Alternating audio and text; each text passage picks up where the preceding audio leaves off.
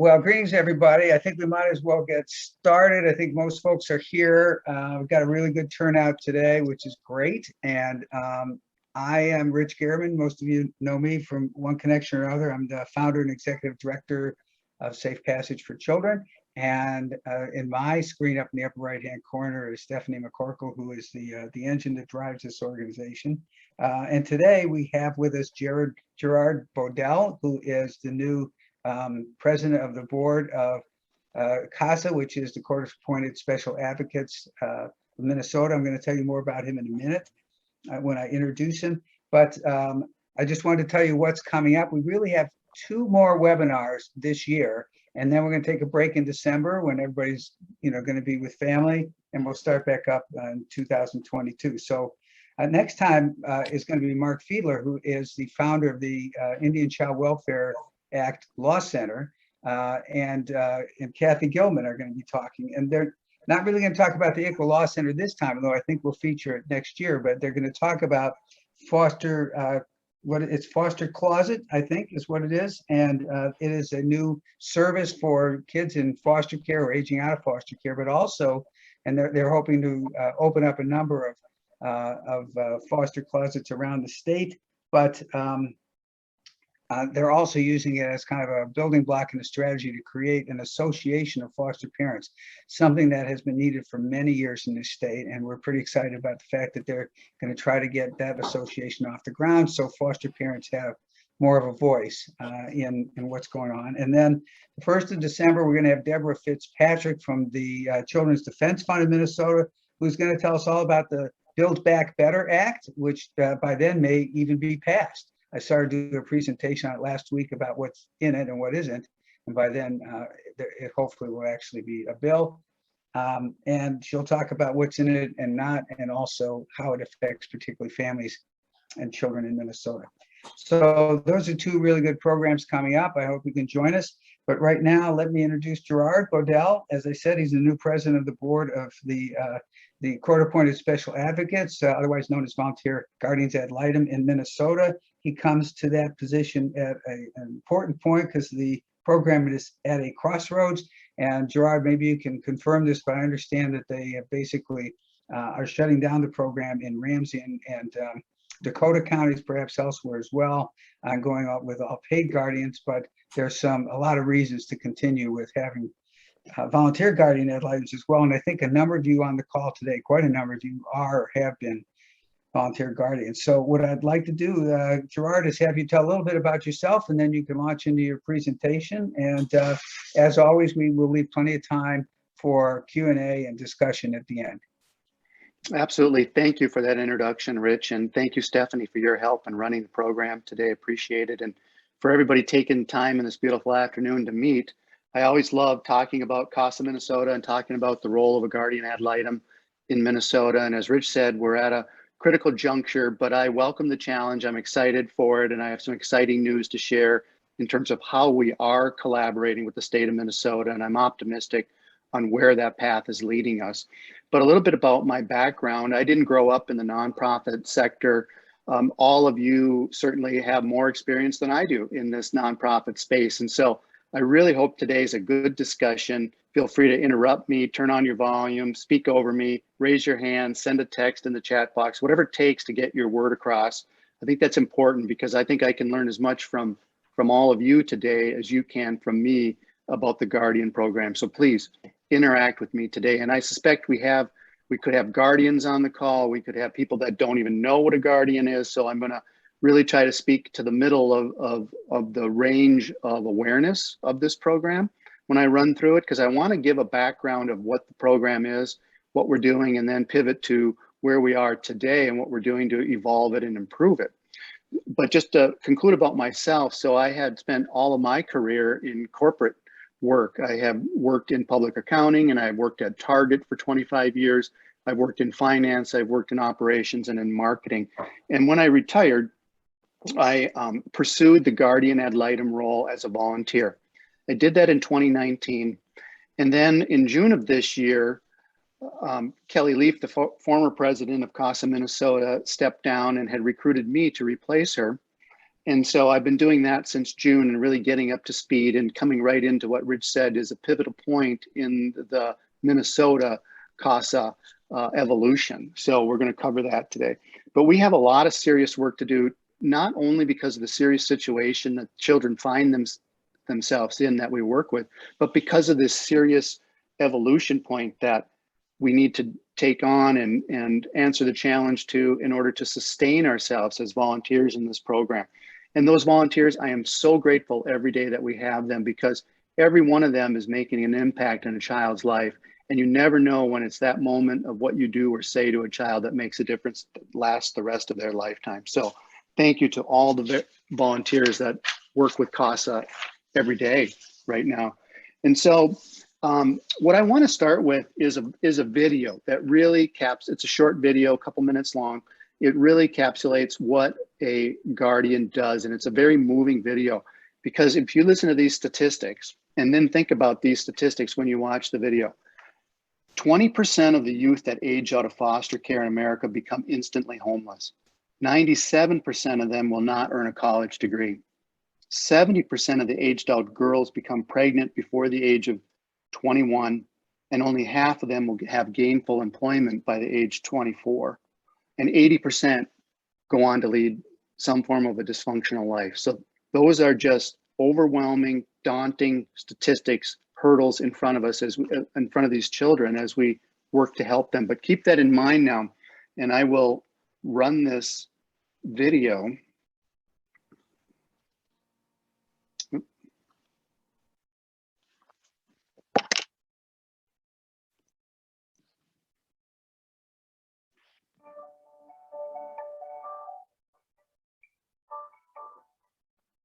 My story is really one of what I consider to be a typical immigrant trying to seek better opportunity.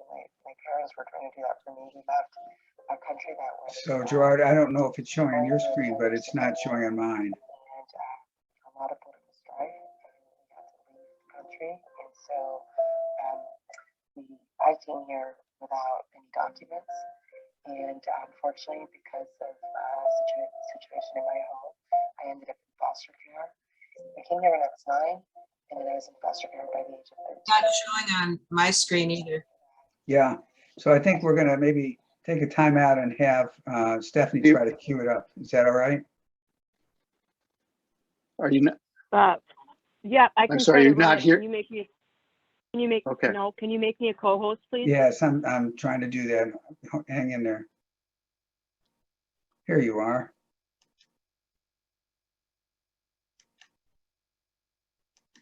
Okay.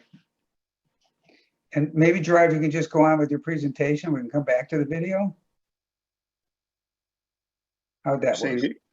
Yeah, you want to go on with the presentation, and we'll come back to your video once Stephanie gets it queued up. You're not seeing this video? No, I don't know. Anybody who's got their camera on, can you shake your head up? No.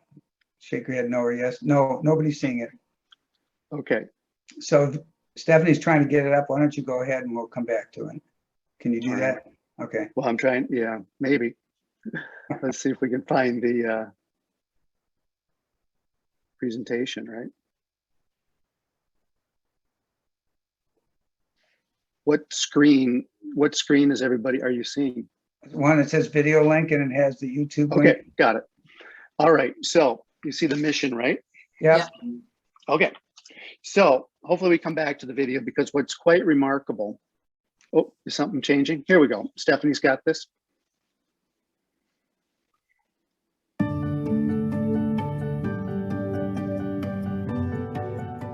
You know, my story is really one of what I consider to be a typical immigrant trying to seek a better opportunity. My parents were trying to do that for me. We left a country that was going through a 12-year civil war and a lot of political strife, and we had to leave the country. And so I came here without any documents. And unfortunately, because of a situation in my home, I ended up in foster care. I came here when I was 9, and then I was in foster care by the age of 13. And after that, I went from foster home to, I think I had 4 or 5 different placements until I aged out. I met my court-appointed special advocate when I was 13 years old. And I remember actually like it was yesterday, I was in court testifying and I was having a difficult time testifying. It was a difficult experience.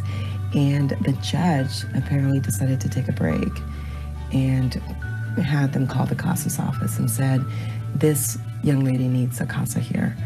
And so she came into the courtroom, I took the stand again. I had just met her, she held my hand as I testified. And it's been a bond for a lifetime ever since then. Without a CASA, I mean, I think I know. I know I definitely would not have pursued higher education. I know that I would not, I would have probably have been homeless after my placement because housing options were so difficult. And because she encouraged education and encouraged me to study, and I was recruited by Berkeley, I was able to, I literally had no idea where I was going to live until Berkeley accepted me. Then I knew I was going to go straight into a dormitory. She has taught me the value of education. So I didn't realize it, but when I finished undergrad, she gave me this briefcase as a graduation gift. And that was supposed to encourage me to go to law school and just to continue in education. And she's taught me that things can be hard sometimes, but you have to keep going. And you can only be your true self if you take on that challenge and you keep going. She's just been an amazing support for me as an advocate and as a friend, because she became obviously someone that's a dear friend to me.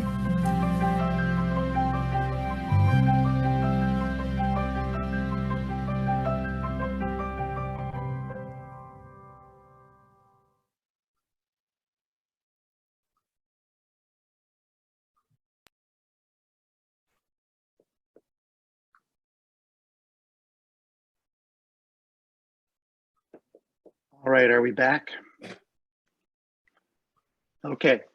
Yep. We're back. So that's remarkable, right? She defied every one of those odds. Not only did she not become homeless, she went to college, not only college, law school, not only law school, a lawyer, and not only a lawyer, a judge. Well, that's remarkable. And that's not the norm, right, that we run into out there.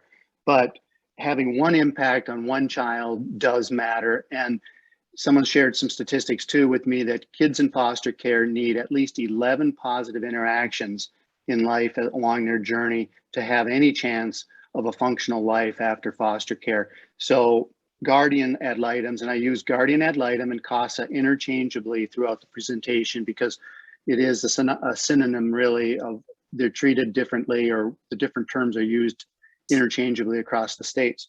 So it's remarkable, her story, but it really can happen. It does give us hope. And whether it's just it doesn't have to be as large of a large scale success like hers, but any touch that we have, because this is a community issue, not just a family issue that we're involved with here. It does impact all of us. We can't look the other way.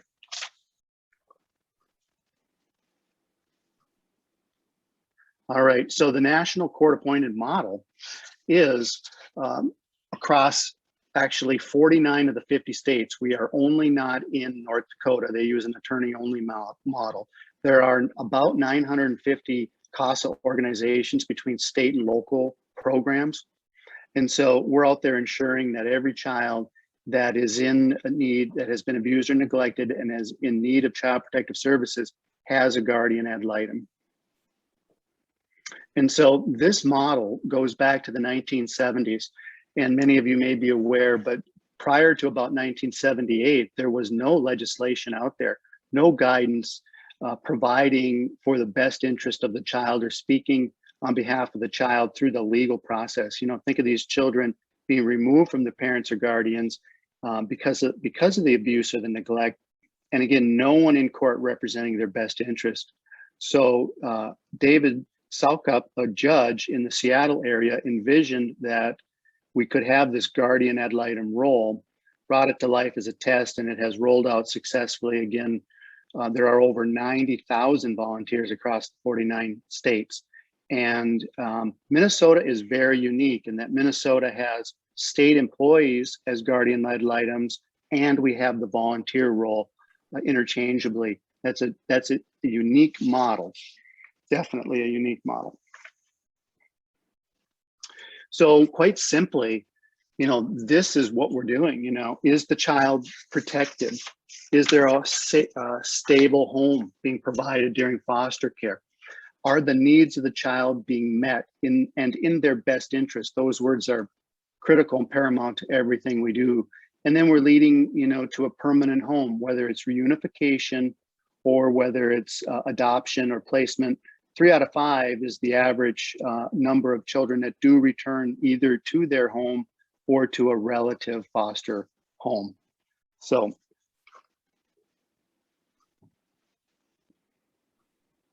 and then if we look at the whole model of engagement from beginning to end, really the guardian ad litem is an investigator. You know, we have a lot of specific functions. Number one, you know, visit the child at least every month or more, once a month or more. Learn everything we can.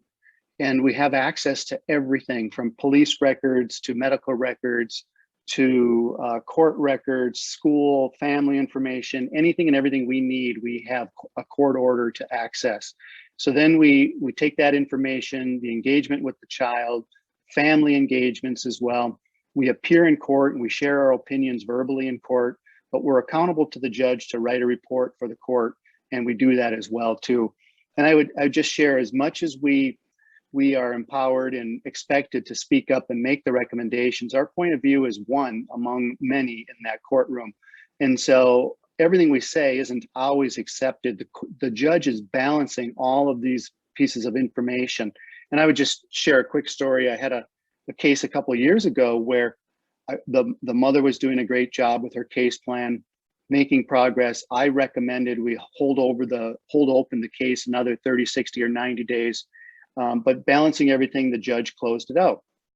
Lo and behold, unfortunately, the mother relapsed with a drug addiction problem, and we had issues recurring 2 weeks later. So, but you don't stop trying, and you have to have understanding that there's more being balanced out. We can't keep cases open forever, right? We have to let people try. If people fail, people get another try. So it's a complex set of operations that go into the whole situation of child protection, and the guardian is one piece of that, one critical piece of that. All right, then I wanted to share some statistics as well too. And you know, maybe some of you know this, you're experienced in child advocacy space, but historically there are about 400,000 open child protection cases across the United States, and these kids unfortunately move sometimes on average 7 times during their childhood. And we're really no different when we look at Hennepin and Ramsey County. So again, these are historical averages. We will see at any time 1,500 children in foster care, and we'll have the need for guardians to be assigned with, you know, open cases where CASA volunteers or state employees aren't assigned, sometimes on average of 350. And so with 2 kids per case on average, it's over 700 kids. And if you were to fulfill that gap, close that gap with only volunteers, that would be 175 volunteers. That's a lot, right? When an employee is assigned, employees are expected to take 25 to 30 cases. Volunteers are expected to take 1 to 2 cases. So you can see, you know, that'd be 12 employees at 30 cases each, or 175 volunteers at 2 cases each. So those are big numbers to try to fill. And that caseload that an employee takes on, I think, is extraordinarily high. And I just don't think an employee-only model is a good thing. And so the other thing I wanted to point out on here is the big zero: government money available for things like sporting fees, prom dresses, bicycles, music lessons. You know, those are the wants. The government is working hard to provide for the needs of these children, but the wants make the life more complete for these children, right?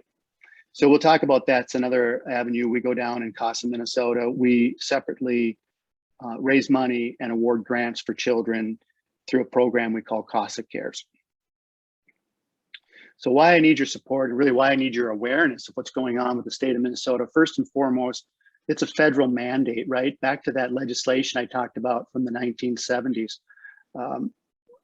The legislation says we need to provide a guardian for every child that is in the child protection system. So this, again, is not just a family issue, it's a community issue. It's critical. We need to be able to not only recruit and retain volunteers in this space, but I so strongly believe that a blend of employees and volunteers in this space is critical, right? And involving the community, I think, is essential through the volunteers. So like, if you look at social justice reforms, if you look at police reforms going on, they aren't doing it. The government isn't doing it alone. It's not going to work if they do. The communities must be involved, and the volunteers are the way to connect the community, in my opinion, in this space. We just cannot look away. It does impact all of us. Secondly, I would call attention, because those cases are high. And in order to meet that demand, we must do it with volunteers and with employees together. And we must retain these volunteers and train them really to be as strong a performers as an employee over time as well too. And so I'll get into specifically how we're doing that to be able to perform and deliver in the state of Minnesota. It should be seamless whether the case is supported by a volunteer or an employee. And if you remember, I said the caseload for an employee is as high as 30, which I think is quite a burden. Then the third reason I need awareness and help was giving the money for the wants, raising money and giving away money. So CASA Cares is our grant program, and annually we look to refund that. We want to take in as much money as we can, and we want to give away as much money as we can for the fun things in life that these kids should experience. And if you look at some of this is marketing materials, but we will take a grant request from anyone out there, but it often comes from either the child, an attorney, a social worker, or a guardian ad litem themselves too. And so, but again, anyone can request it, and it'll go through our process for approval, and hopefully we're able to award it to these kids. But it's a great program, and we want to continue to get the word out. And we're working hard to create new marketing in this space, because we've really largely done this by word of mouth. And we think we can do better by creating a more sophisticated, comprehensive marketing program, and we can reach more children and give away more money. All right, so I wanted to also just talk about what we're focused on as a board. And, number one, we're all about our volunteers. We're about making sure we're supporting them, we're training them, we're retaining them. Yes, we're on hold with recruiting and admitting new volunteers into the program, but the goal is that that is not permanent. The goal is that is temporary while we strengthen the tools and systems and processes that they get to use as a volunteer so that they can meet all expectations and exceed them. Then while that's going on, we're working on developing a highly diverse, highly selective recruiting strategy where we'll be able to produce to the state of Minnesota a talent pool from which we can choose more volunteers for the future. So again, we're all about the volunteers, and we're not walking away from that. Leadership focus, do I have the right talent on the board? Can we bring in new talent? Can we leverage the talent that's already on the board? What are all the things that we need to do in order to write grants more effectively, raise more money, communicate through social media, and look for corporate sponsorships? Then I've got the CASA Cares fund that needs money, and we need to raise money for that and give away money. And we're going to again do more in fundraising and corporate sponsorships. Again, we've been very low profile, and we're going to look to crank that up in the future.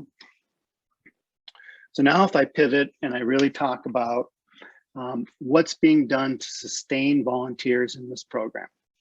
It's critical that we really put employees and volunteers on a level playing field.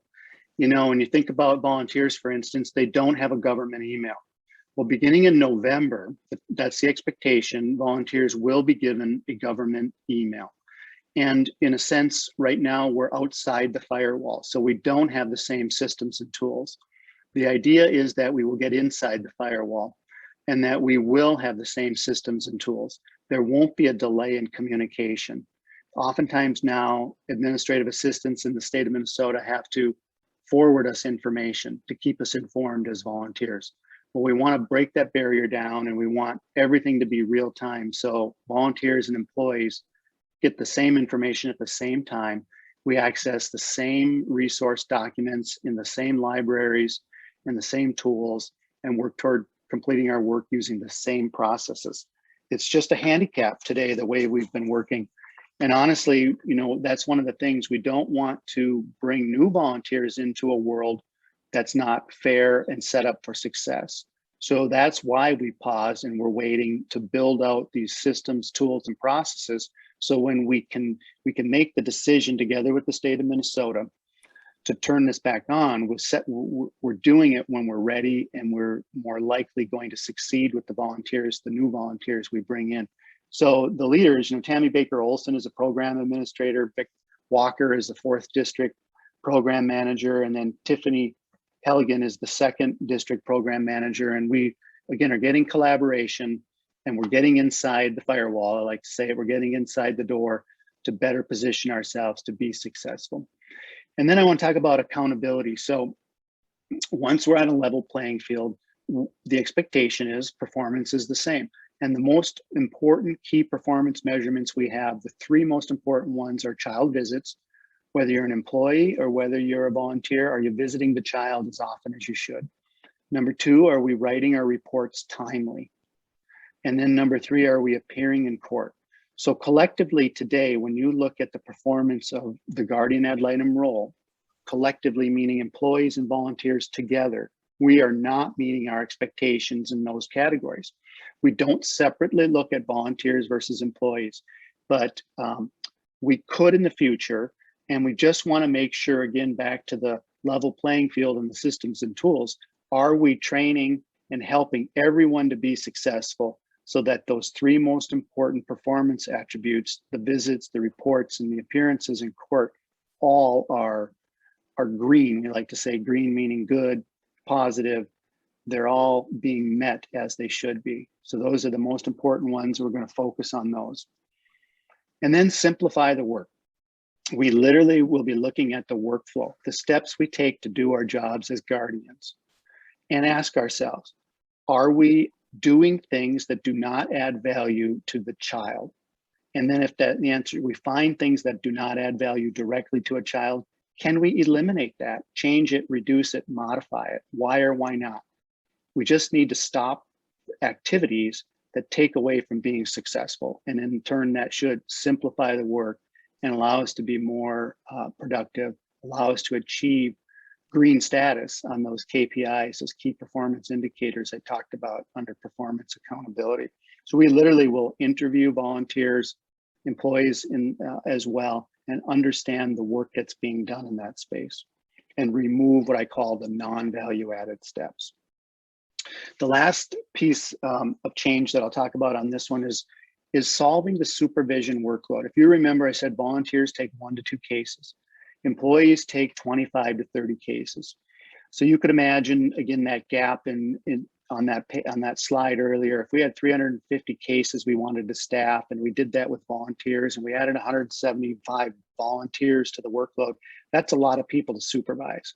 And so number one, either the state of Minnesota has to get more comfortable with supervising that level of people, accepting that, valuing it, appreciating it, or we have to add more supervisors, either on the state payroll, or I've even offered from CASA Minnesota to fund supervisors. Now, I don't think we'll get to that need, but anything's on the table to help volunteers stay involved, keep the community connected, and create the kind of supervision workload that's manageable in the state of Minnesota in this space. So we're figuring all of that out. And again, I'm having excellent collaboration from the state of Minnesota at this time, and I'm optimistic about these changes.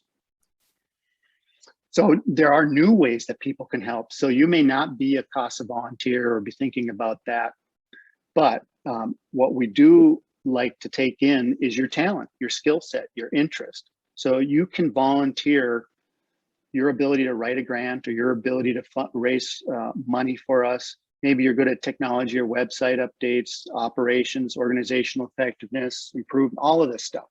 You know, we take that in as a special project. We let you create a project for us that matches your interest. And then you could conduct that with us, for us as an individual, or maybe there's a team of you that want to get together and do this as a project. And then you coordinate your work with the CASA Minnesota board. So there's some really fun and exciting ways to be a volunteer for CASA Minnesota, in addition to being the actual guardian ad litem.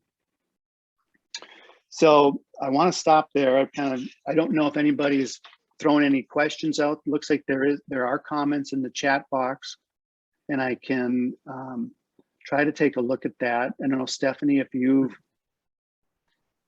been looking at that as well. Yeah, and I have too. So I just want to say, take a break. Anybody who is comfortable doing so, we invite you to turn on your camera so we can see you, wave your hand or whatever that you want to talk, or put a question in the chat box, either one.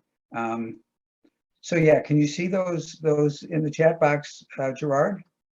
Yeah. So just looking through here, the first one is, well, there's a newsletter link. So CASA Minnesota has created a newsletter that goes out to all of our guardians. And right now it's probably going to go out every other month. It'll probably become a quarterly newsletter, and it should include a lot of the information I'm talking about today as we continue to evolve with the state of Minnesota and offer sort of enrichment or improvements to our volunteer programs. And then I can probably take the one about drug addiction if you want. Sure. And go ahead, Rich. Put that later. You go ahead with some of the ones that are more directly for your program, and I'll hit that one later. What are the 2nd and 4th districts? Okay, so in the state of Minnesota, we have 10 judicial districts. The state's just divided into geographical areas. The 2nd district is Ramsey County area. The 4th district is Hennepin County area. So we work volunteers currently in the 2nd and 4th district. That's a good question. All right. What's the relationship of CASA board with the guardian ad litem management team within Hennepin County? And I should clarify, by management team, would that be the people I mentioned, probably Tammy Baker Olson, Vic Walker? And so the role is that historically, we have recruited volunteers and then provided them to the state of Minnesota. And the state of Minnesota, again, is unique in that they wanted to have, and maybe Rich, I don't know if anybody on this call knows, because it predates me. I don't know how the state of Minnesota evolved to have such a dominant employee model. It's not the norm across the United States. The norm is that the guardian role is supported by CASA organizations across the country. State of Minnesota evolved into the sort of dominant position in terms of supporting the guardian ad litems. So we've taken the role to recruit, retain, reward, and then actually created this grant giving wing of our organization as well too. So we work with them. Hopefully that answers it. You try to match race of the child or race of the volunteer. Absolutely, that's the goal, is to have more volunteers that look like the children we are serving. We don't have that today. I am seeing applications come in from diverse candidates, and I'm excited. I tell Tammy Baker Olson about that every time I talk to her, and we talk regularly.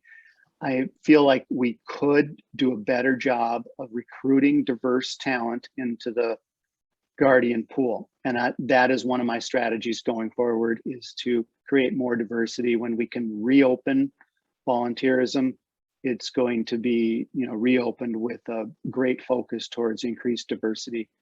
It's not to say we don't appreciate anyone who wants to come into this space. We absolutely do. It's just that we also want to be able to offer children of color a guardian that looks like them, right? There's a connection there that could be strengthened. All right.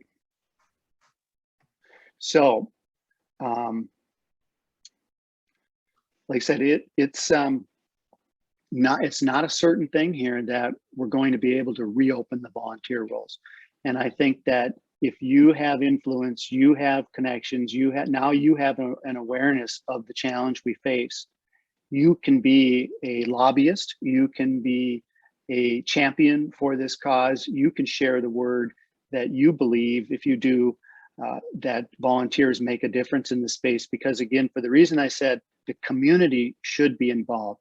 I fear that if we go back to an employee-only model, we go back to the days, maybe the 1970s, where child advocacy and child protection was done behind closed doors and in secrecy.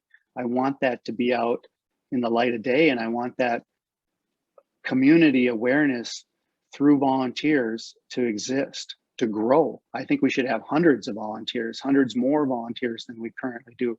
And if you share that view, please spread that word when you speak with the state of Minnesota, or we speak with anybody in the child advocacy space. And that's what I intend to do. And I hope to tag along with Rich and meet more legislators this fall and be sharing the story of what CASA Minnesota is doing and the hurdles or challenges that are in front of us. Yeah, so let me, if I may, on that point, there's two questions that are here on the same topic. One is from Kathleen Gelino about the 2nd and 4th district, and then Van Zanhan is asking about why are volunteers on hold. So I think it needs to be clear that at this point, I mean, don't let me put words in your mouth, Gerard, but at this point, the state is not really wanting to go forward and continue with having volunteer guardians, which is a major change, right? Well, I'd say it's a pause. It's a pause, and those are the words I've used with Tammy Baker Olson. We've not agreed on a date to reopen it. We agreed that what we need to do is get the current guardian volunteers on a level playing field. We get all of these tool systems processes equalized between the two. Get the KPIs in the hands of the volunteers so they can see the performance expectations and the actual performance, and then together make a decision on reopening. So they have not said to me, it will not reopen. So, and I've requested to meet with the Minnesota State Guardian Ad Litem Board, which is the governor appointed board. So that's out there too. I'll be making my, my case to that board as well. But to be clear, it needs the state to give you say you can go forward. Yes. Again. They're not at the moment. They're not there, and so it is at risk. And I would say, again, there's not a comment on I'm this. here to pick up Nick. But that Gerard and I have talked a little bit about maybe combining forces during the legislative session to talk about this issue. Okay, I go grab his bag of things. Okay, so I'm not sure, somebody's unmuted that is doing something else. So do you see the thing, the one from, there's a couple of questions, Bink Semmer, and you guys can just, speak up or raise your hand or something. Yeah, I see Bink's, a paid guardian has the same rules and regulations as a volunteer guardian. Neither should be transporting children in their own cars. That's just a legal rule. Yeah. Okay, if you're asking me about that one. No, Bank says, I feel parents of the child are more open with information, honestly, to volunteer guardians at Litem, not being a county employee. Okay. I don't see that one. I haven't heard that myself. But I certainly think that guardians in general, relative to social workers or others that are county or state workers, definitely do, I think, have a strong relationship that can be leveraged and is leveraged well in terms of getting information and helping the child. And then Steffi Stouffer, I think we need a little clarification saying, is the state planning to hire more guardian ad litems? And as we just said. Yeah, I can speak to that. So they have, yes, they're trying, but they've also asked me to see if any of our volunteers want to become employees. So they are struggling to fill the positions. They have open positions in the state of Minnesota and in the 2nd and 4th districts. So it's not easy. It's easy to say it, but it's hard to do it. And so it's, there's no shutting down of the existing volunteers that are in the pipeline because they're desperately needed.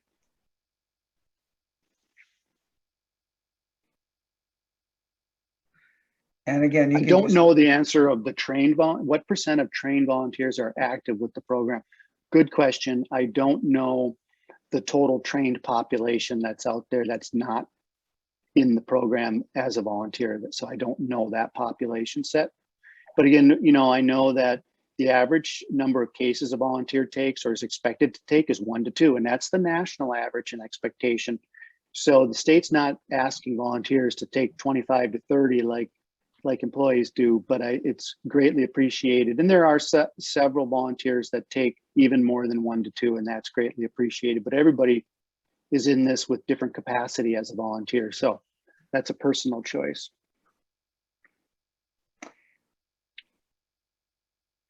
And again, you know, please either put something in the chat box or just turn on your screen and wave at us. And you don't have to be shy. You can just jump in.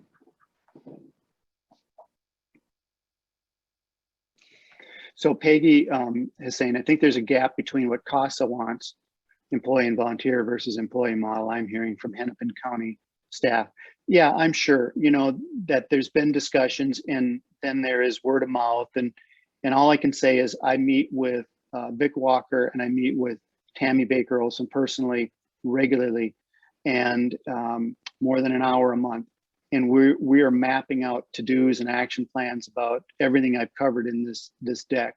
And so at face value, I'm being told by that leadership group that we have an opportunity to cure the situation, to really make them feel good about how they supervise volunteers, how they leverage volunteers. So, and I'm not going away without a fight.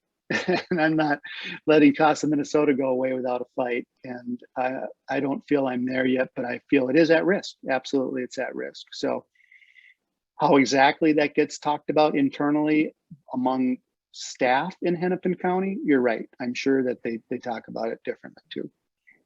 Gerard, can you hear me? Yes, yes. So this is Kathy here. You said that every child in the system has a guardian ad litem?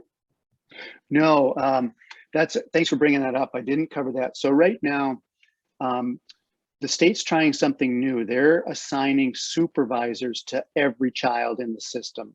That's different than assigning a guardian, right? So that puts the pressure on the supervisor to fill the task of the guardian by getting either an employee or volunteer to take the case. So that just started.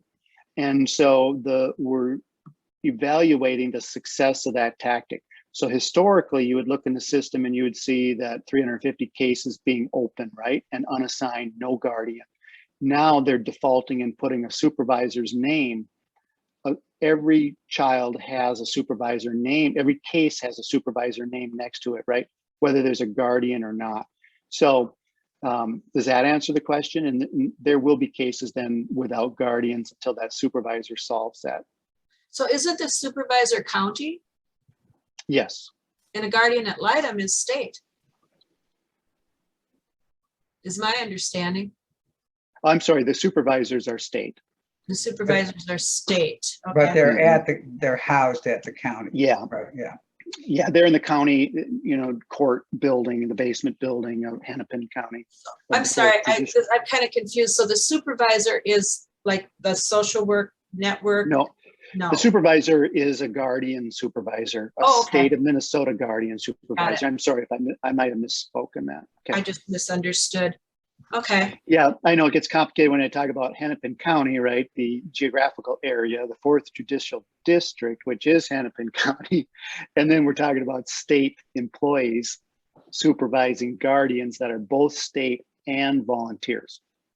So the guardian ad litems would supersede any decisions or have a strong weigh-in on decisions made by the county workers because they should hold more power. But what if it's not an employee of, you know, the CASA are volunteers? So is there a difference in the weight of what they carry between CASA and employees? No, and if you're referring, well, the county workers would be social workers in the model that supports a child. And so when you think about a child protection case, you're going to have a county social worker, you're going to have county and state attorneys involved, whether they're defense or prosecution. And so the guardian, it should be transparent to the child, transparent to the judge, transparent to the county, whether you're an employee or a volunteer guardian ad litem.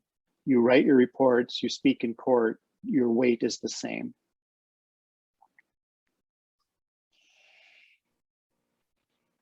So if you do, oh, Phyllis has a question. Yeah, I just have a question. I was a guardian quite a few years ago, and I found the court reports difficult. And I'm wondering if there's some type of assistance with writing the reports that are involved in the guardian work. Yeah, great question.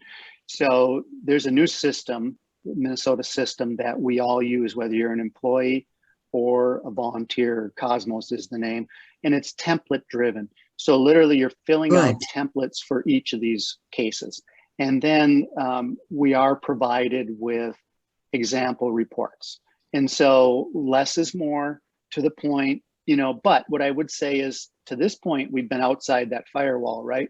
So we don't always get access to information, changes, policy, procedures as timely as an employee does.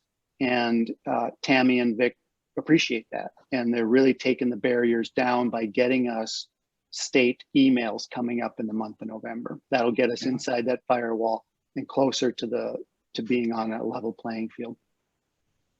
Thank you. Gerard, this is Becky. I have a comment. Hi, Can you Becky. hear me? Yes. Okay, I just want to point out that as volunteers, or at least when I was a volunteer, there was a lot of time spent. So you might have a case, you know, that's 3 years long, and then you follow the kids into the age out program. So you've got them, you know, many more years. So your case could be 5 or 6 years long. So that does take up capacity for volunteers, and I just wanted to point that out. I know many volunteers follow their kids into the aging out program, which is a lot of work in itself as well. Yes. Yes. You know, every case is a little bit different, and some cases complete in a year and some go on for multi-year. And I would hope that as a volunteer, when you have one that you're following through like that, the time commitment is less. And so the report writing is less. So maybe you can take multiple cases during that phase, and that would really help the system, help the kids, and help us. Yes. Did you see the question from, I can't see your whole name, Mary Ann? And then after that, I don't see it. Still confused as to why volunteers have been put on hold. I've been a volunteer for over 20 years. So it comes back to those performance metrics. It comes back to the state feeling like, are we able to perform as a volunteer as well as an employee? Do we have the same tools and resources and training? And they're taking some accountability at the state of Minnesota and saying they haven't really given us all of the things we need to be as successful as we can be. So that, you know, give us more training and tools and access to information. The state of Minnesota is also trying to figure out that supervision model. Now, remember, if we added 175 volunteers, that's a lot of people to supervise. Can they handle that? Well, if you look at it, it's the same number of cases you're supervising, whether one person has 30 cases or 15 people have 2 cases. It's the same case supervision, but interacting with people can be a burden, right? So we have to solve the supervision workload with the state of Minnesota. And that's one of the things I'm working on. I hope that answers Mary Ann's question.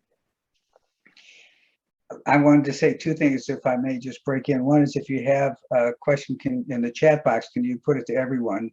And then secondly, I want to respond to Mark's question before it gets too late. I hope you haven't. There you are, Mark.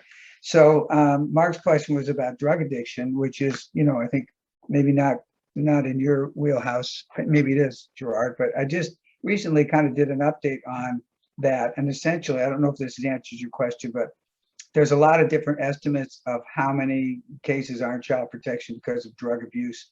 And they range anywhere from, like 18 or 20% up to 75%. But I think one piece that puts it in perspective is a survey of most states. In a survey of states, most of them said that drug addiction is the number one or number two reason that they have a child protection case open. So it's a pretty big deal. And yeah, and I can personally say, 2/3 of the cases that I've personally been involved with, it's been methamphetamines and opioids that started, as an addiction problem for the parents, and then domestic violence has started, and then neglect has started. So yeah, 2/3 my personal experience. There's some questions about how timely do we need to see these improvements. I'm just kind of scanning some of this as well too. So, I'm working on it as soon as possible, but no, I don't have because here's the reason. Even though I don't have a deadline, I don't want this to linger on. I think the longer we go week to week, month to month, without recruiting new volunteers, we know we have attrition in the existing pool. And I don't like that. And that's bad for us. And somebody mentioned, well, that's, what's the guardian staff talking about at Hennepin County? People talk about things when they're on hold. And Tammy Baker Olson appreciates that, we could be sending the wrong signals by putting this on hold. And I think that's really important, the signals being sent by not bringing in new recruits. So I'm working just as absolute fast as possible to really start sharing these metrics in this next month with all of you. In fact, the next newsletter is going to have that. Those of you that are volunteer guardians, you'll see information in the next newsletter more about the metrics and our performance.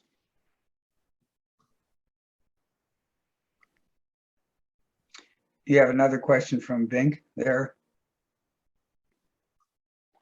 Down at the bottom. Oh, okay. When comparing hours spent on a case, are volunteer hours comparable to the paid guardians? I don't know. I don't yet have access to, it's a good question. I don't know the hours spent per case, but we can definitely look into and share in our newsletter, Bink. I think that's a good question.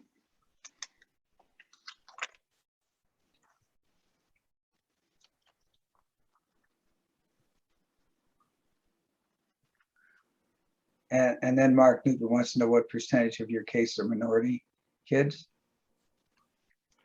I know the Hennepin County or the state of Minnesota has shared some of those statistics, and I don't know, Rich, from a child advocacy perspective, if you've seen the number. I know they do release the ethnicity of cases, I believe, in the state of Minnesota. I don't have it at my fingers right now, but it is out there. You can Google it. Yeah, I haven't seen them for a long time. I hesitate to put a number out there because it's been a while since I actually read the annual report. And without quoting a number, I know what it does is it sets off a controversial discussion around systemic racism, right? Are the processes that lead to child protection cases discriminatory? So, just because the numbers are higher in certain areas, is it the processes that lead to those cases coming to life, or is it truly higher? I don't know. I'm not taking a position on that. I just know it's a very controversial issue.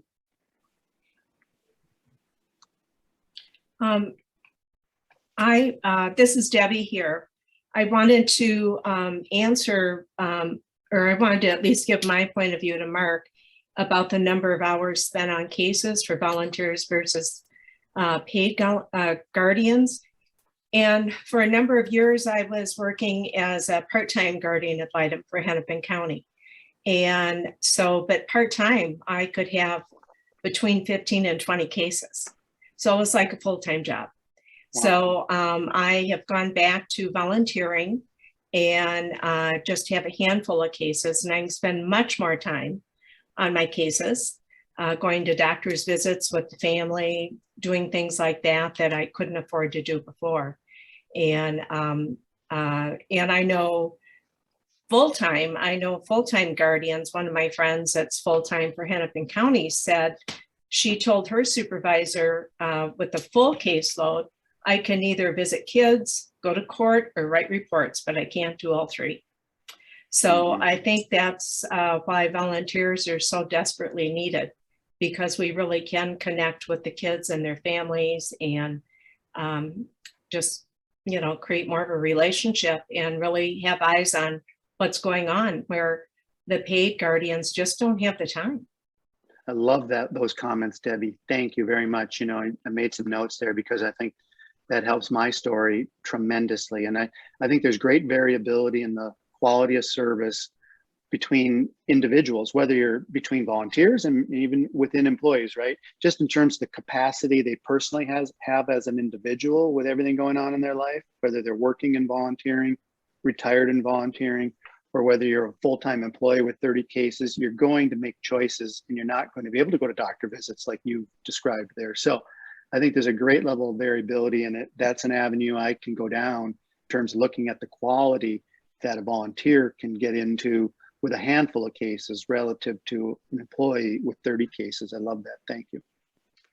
You know, that's really interesting to me as well, because if you look at the caseloads for child protection and foster care workers across the state, you know, it's very murky because there's 84 local districts and there isn't a regular report on caseload sizes. But, you know, my analysis of it is that caseloads are pretty low on an average. Now, it's on an average statewide for child protection and foster care workers.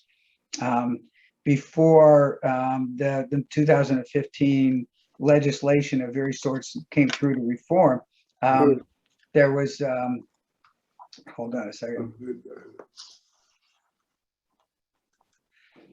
So it was, there were complaints about the size of the caseload, but when the reforms came in, they basically said all the counties have to follow the same standards for responding to maltreatment reports. And the percentage of cases screened in went from 28% up to 40 plus 43%. So that means about 11, 12,000 more kids in the system every year. And you would think that would mean the caseloads be even worse. But what happened was it draws down a lot of federal money. The case work for both foster care and child protection workers is eligible for 50% reimbursement. So the total revenues available in the system went from about $470 million, if you count all sources of income for both foster care and child protection, to $690 million. So $220 million more dollars in the system. And I haven't heard anybody complain about caseload sizes since then.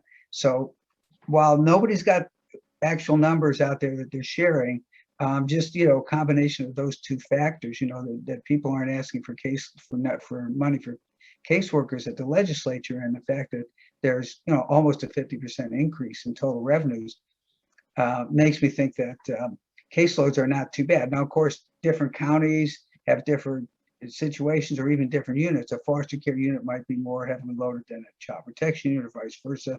And the other factor is that the computer system in the state is so kludgy that it takes, for example, I have heard a whole day just to close one case, just do the paperwork to close one case.